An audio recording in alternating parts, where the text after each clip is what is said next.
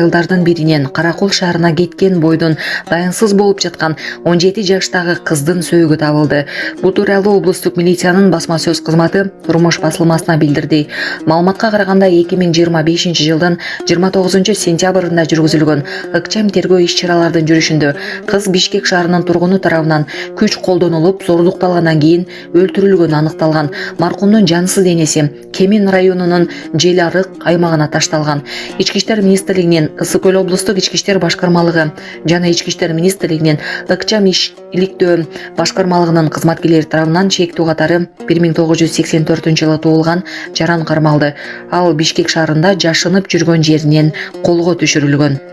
Шектүүгө кылмыш жаза кодекстин 122 беренесинин 2 бөлүгүндө бир нече пункттары боюнча айып тагылды. 2025 жылдын 30 сентябрында ал жети өгүз рейптин убактылуу кармоочу жайына киргизилди. Учурда тиешелүү экспертизалар дайындалды.